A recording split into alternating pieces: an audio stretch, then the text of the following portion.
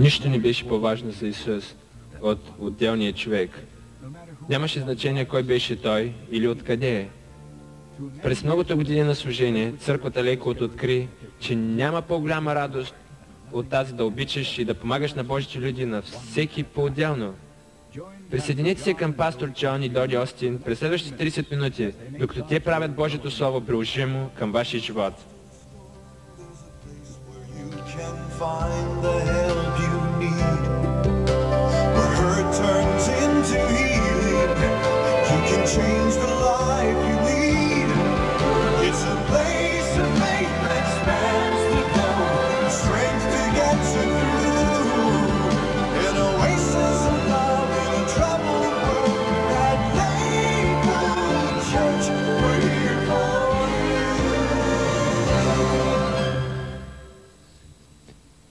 Добре дошли на нашата програма днес. Аз ще ти проповядвам на тема молитвата.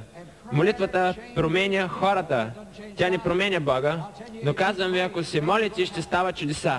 Няма значение колко мрачна или колко лоша изглежда ситуацията ви. Не забравяйте, Бог е на небето и Бог може да бъде достигнат. И ако се научите как да се молите според Божието Слово, Бог ще отговори на молитвите ви. Всеки да каже амин. Амин. Слава на Господа. Понякога не ви ли се струва, че Бог ви изоставил? Няма го, когато ви трябва. Но Бог не ни оставя, ние го оставяме. Чуйте това. Остави ли ни? Забрави ли ни? Знаете ли какво отговаря Бог? Никога. Може ли майката да забрави случващото си дете и да не се смили за чалото си? Обаче, ако и да забрави, аз няма да те забравя. Виж, врязал съм името ти на дланта си. Какво ще кажете за това? Написано е в Библията, в Исаия. Той е врязал имената ни. Трябва да има много големи длани, защото много хора го наричат Отец. И знаете ли какво? Той ни обича. Помислете сам, когато сте в беда и ви се струва, че Бог ви изоставил. Погледнете дланите си и кажете, моето име е там, Бог ме помни. И Той ще ви отговори, защото Той се удоволства да отговаря на молитвите на праведните. Радвате ли се, че вашето име е на дланта му? И всеки да каже амен. Дигнете Библията си и нека да направим нашата изповед. Всеки да каже, това е моята Библия. Аз съм това, което тя казва, че съм. Аз имам това, което тя казва, че имам. Аз мога да направя това, което тя казва, че мога да направя. Днес ще бъда получаван в Божието Слово. Аз смело изповядвам. Умът ми е бдителен. Сърцето ми е отворен да приема. Аз никога няма да бъда същият. Аз ще получа нетленното, неразрушимото, вечно живото семе на Божието Слово. Аз никога няма да бъда същият. Извикайте силно, никога, никога, никога. Аз никога няма да бъда същият. В името на Исус. Амен. Можете да седнете. Четем, телевизионни зрители, от Деяния, глава 4. Библията пише, и когато ги пуснаха, те дойдоха при своите си и известиха всичко, що им рекоха главните свещеници и старейшините. А те като чуха, издигнаха единодушно глас към Бога и рекоха, Господи, Ти си Бог, който си направил небето и земята и така нататък. Който чрез устата на слугата Давид си рекал и така нататък. И след това в 29 стих пише, и сега, Господи, погледни на техните заплашвания и дай на своите слуги с пълна дързост да говорят Твоето Слово, докато Ти простираш ръката си да изцеляваш и да стават знамение и чудеса чрез името на Твоя свят служител Исус. И като те се помолиха, всеки да погледне към мен, сега ще довърша този стих след малко, и като се помолиха, важно е не какво става преди да се помолим, важно е какво става след като се помолим. И Джон Уесли е казал, изглежда, че Бог няма да направи нищо, освен в отговор на молитвите ни. Бог каза на Еремия, извикай към мен и ще ти отговаря. И ще ти покажа велики и тайни неща, които не знаеш. Бог е Бог, който може да бъде достигнат.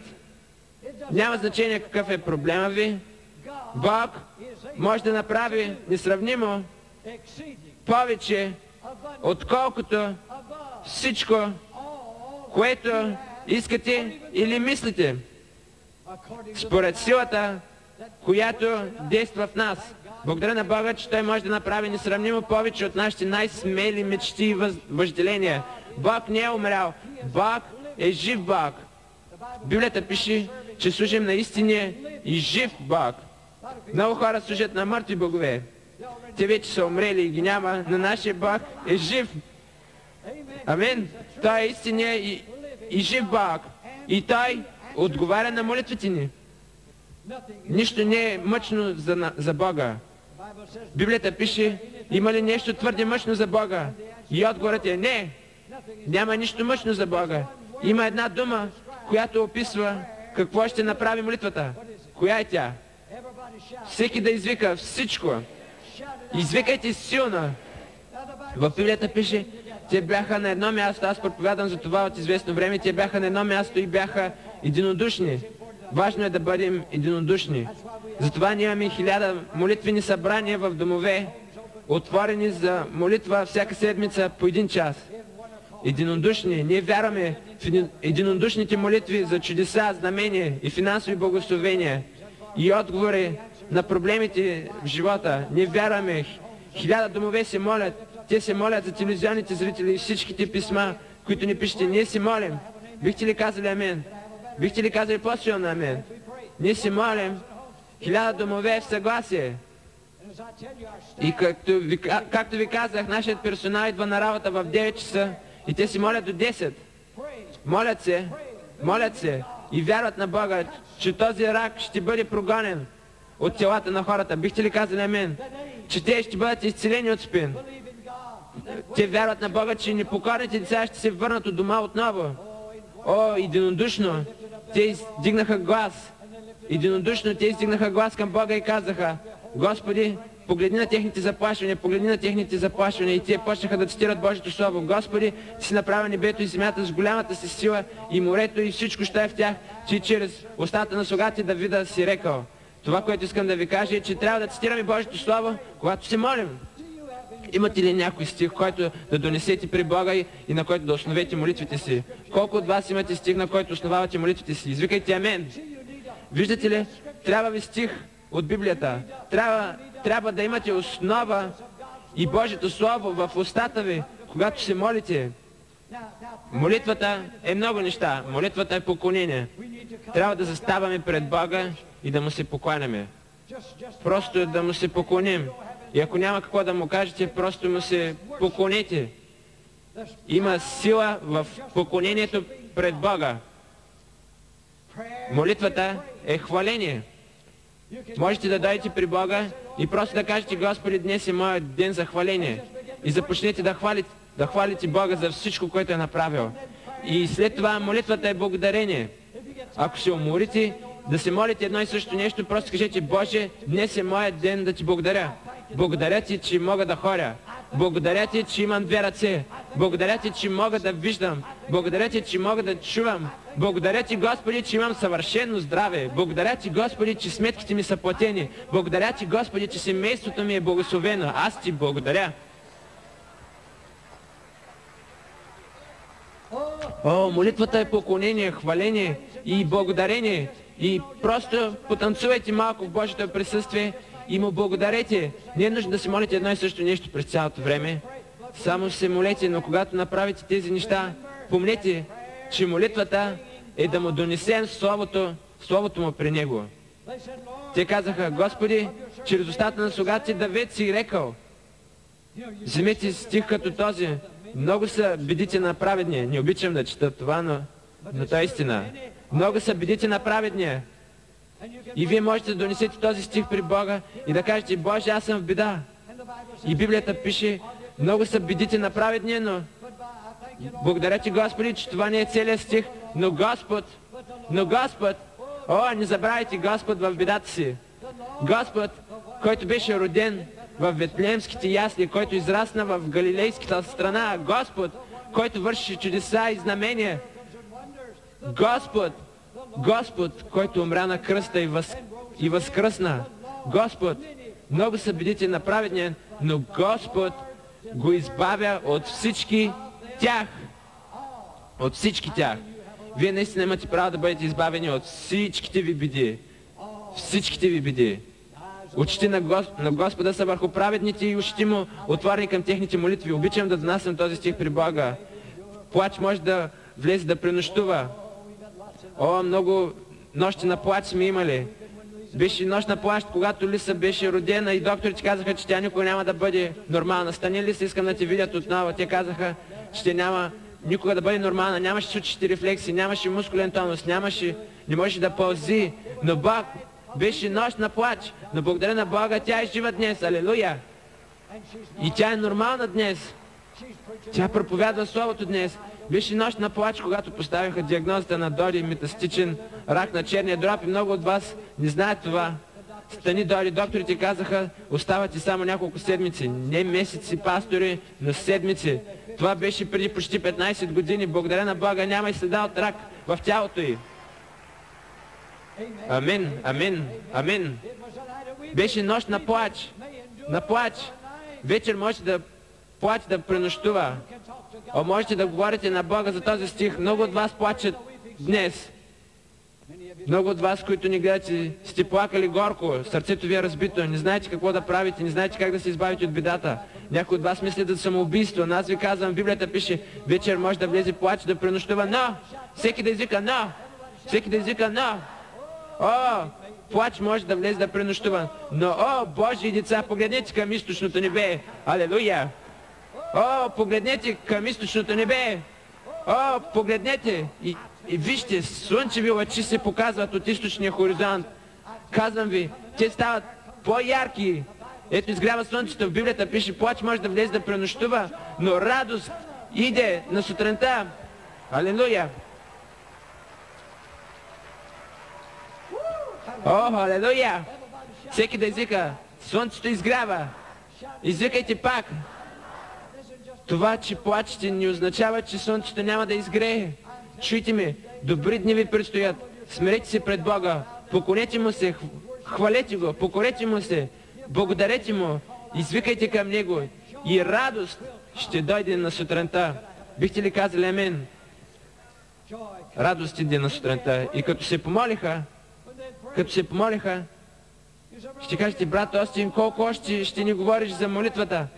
Докато Святият Дух ми казва, о, толкова е хубаво да се молим. Толкова е хубаво да се молим. И като се помолиха, църквата в Деяния беше молеща се църква. И като се помолиха, започнаха да стават чудеса. Ще кажете, ами аз се помолих 15 минути, нищо не стана. Чуйте ме, трябва да продължаваме да се молим. В усърдната, пламенна, постоянна молитва на праведния има голяма сила. Има голяма сила. Трябва да чакате Бога, докато отговорът дойде. Като се молихме от една малка барака, ние се преместихме в сграда с 1000 места. Продължахме да се молим и една година по-късно местата станаха 2000. Продължахме да се молим и след една година те станаха 4000. Продължахме да се молим и няколко години по-късно построихме тази църква. Без да дължим пари на никой. Слава на Бога! Ние само продължахме да се молим. Алелуя! И като се помолиха, след това започнахме 7 години на жътва. Благодаря на Бога, ние сме в разгара на тази жътва и ние продължаваме да се молим. И като се помолиха, ние благовестяваме по целия свят. Благодаря на Бога, ние помагаме и ние сега е август месец 96-та година, вече имаме повече от $2 милиона на редовните ни десятци и дарения за мисионерите. Хайде, ръкопляскайте за Господа. Амин. Не позволяйте на дявола да ви разобеди да давате за мисиите. И вие, които ни гледате, ние няма да ви укоряваме, но вие трябва да имате местна църква, трябва да я посещавате, трябва да давате от парите си на тази местна църква, трябва да подпомагате тази църква и да помагате да се проповядва благовестието. Бихте ли казали по-силно амин? Ще кажете, аз не знам къде има добра църква, сега знаеш. Ще кажете, аз живея много далече от Хюстън. Премести се. Всеки да каже, премести се. Кажете това пак. Много хора се преместват тук в Хюстън, за да идват в църквата Лекот. Ние не сме единствената църква в града, но сме най-добрата.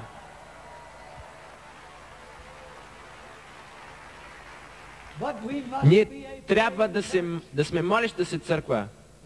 Не само в тези 1000 домове и в понеделник вечер, когато се събираме тук в определен понеделник, да хвалим Бога час и половина и да се молим, но ние трябва да се молим индивидуално. И като те се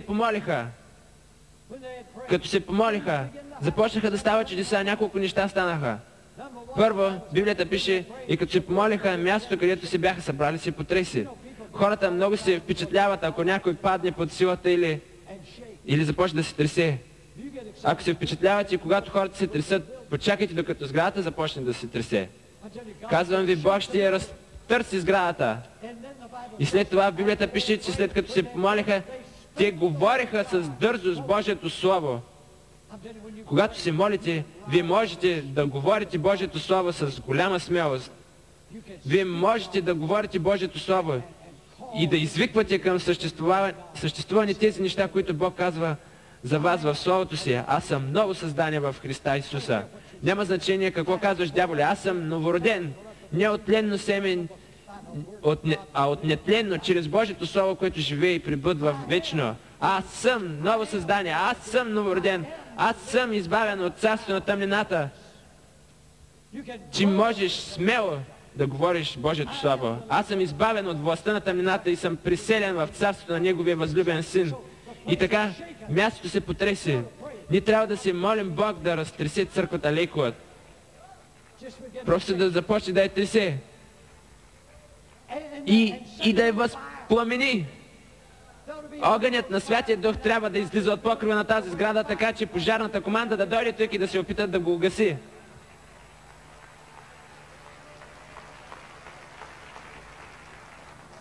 И като се помолиха, мястото се потресе, където се бяха събрали и всички се изпълниха със Святия Дух.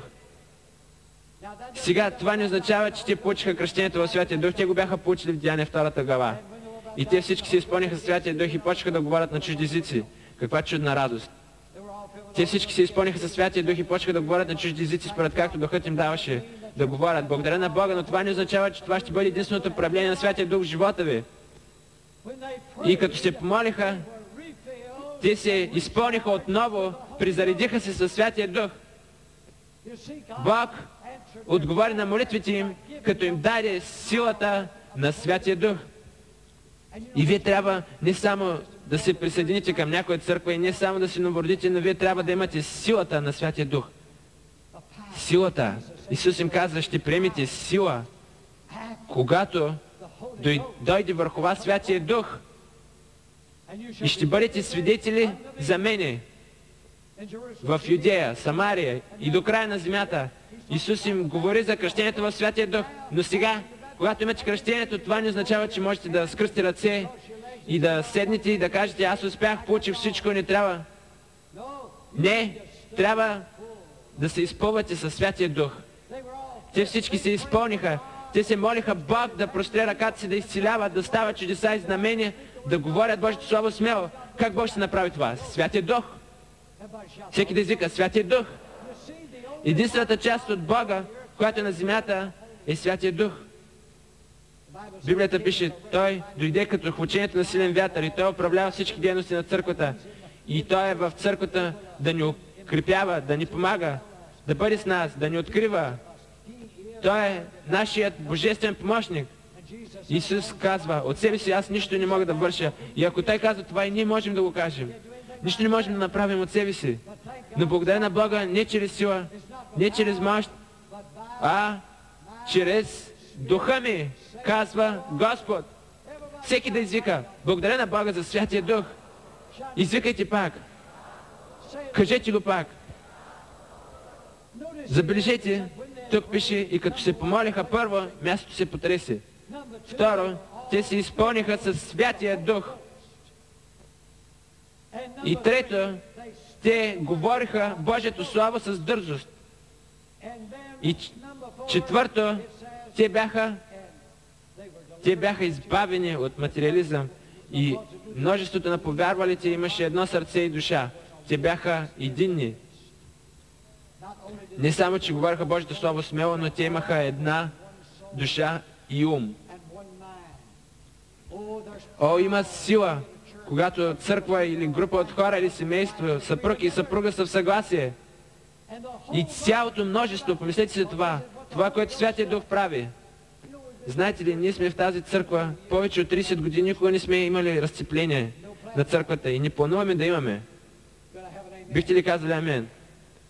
Не. Ние сме единодушни и в съгласие. Забележете, тук пише и множеството, имаше множеството, на повярвалите имаше една душа и едно сърце.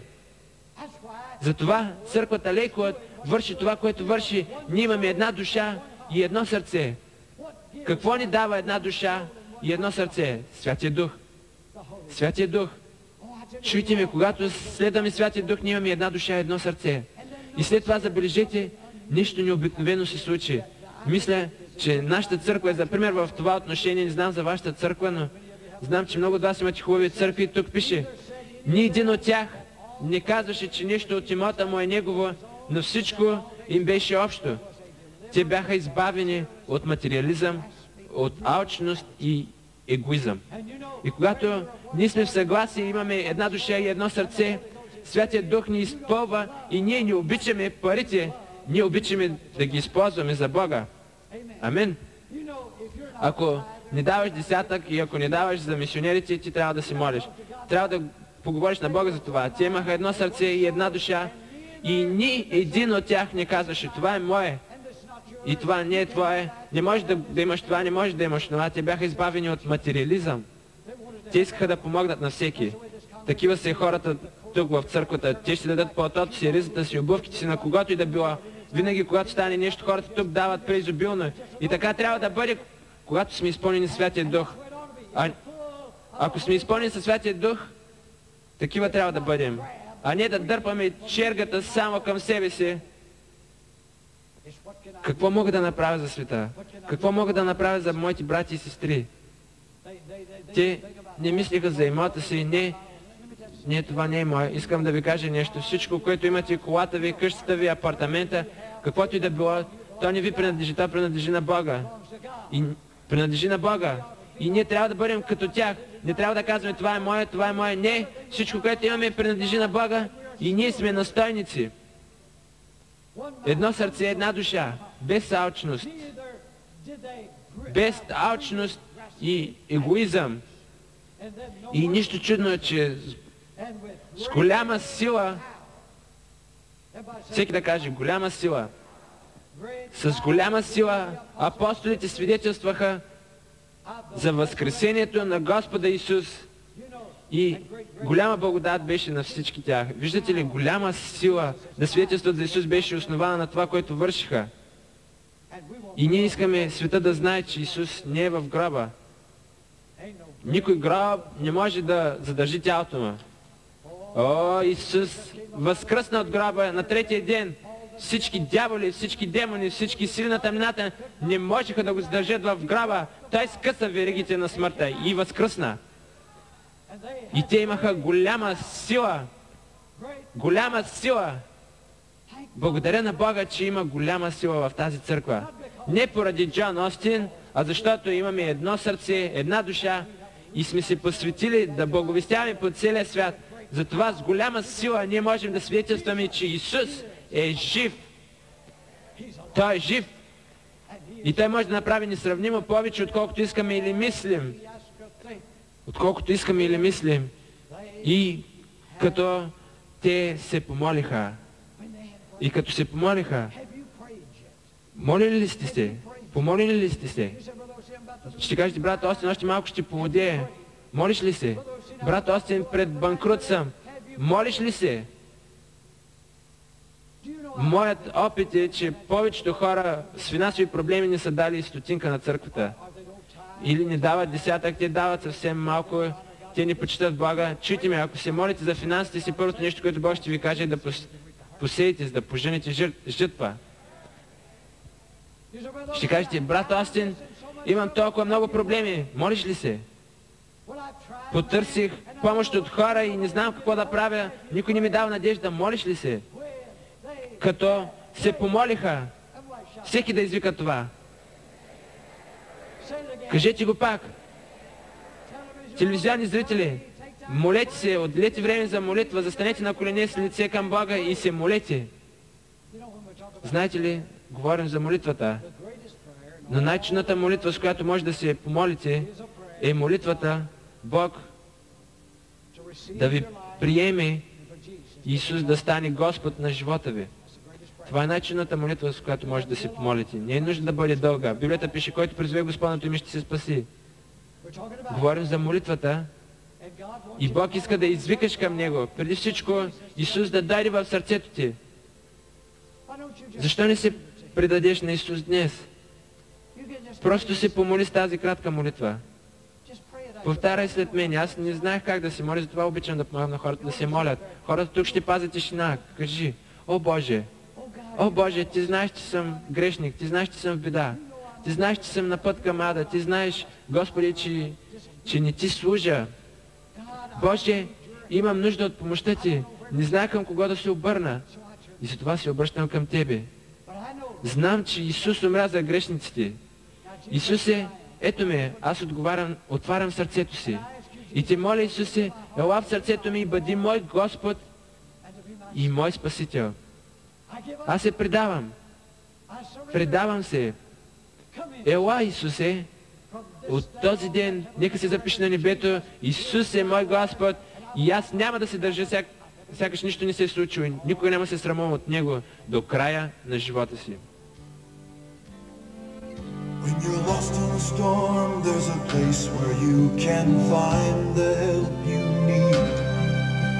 Where hurt turns into healing, and you can change the life you lead.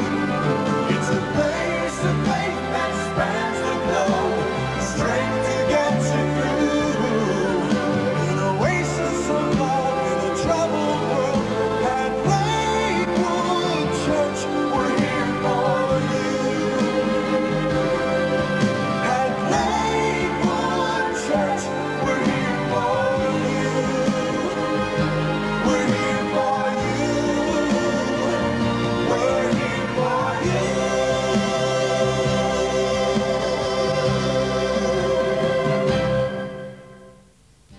Навсякъде. Светът се променя всеки ден. И всеки ден хората по целия свят търсят отговори. Пастор Джон Остин и църквата Лейквуд са се посветили да откриват проблемите и да дават отговорите. Тази повеля се е превърнала в начин на живот за тази местна църква със световно виждане. Днес в повече от 100 страни църквата Лейквуд подпомага с книги, обучение, християнски телевизионни програми, медикаменти и помощ за строежи и други проекти хората от далечни страни в Източна Европа, Азия и Южна Америка. В същото време Джон Остин обучава ново поколение пастори, учители и водачи на служение да разпространяват благовестието на надежда и спасение по цялата земя. Ако искате повече информация за тези или други служения в църквата Лейквуд, пишете ни и открийте как можете да промените света. И когато сте в района на Хюстън, посетете оазисът на любовта, църквата Лейквуд, където пастор Джон Остин и цялата църква докосват Бога, като докосват сърцата на хората. Church.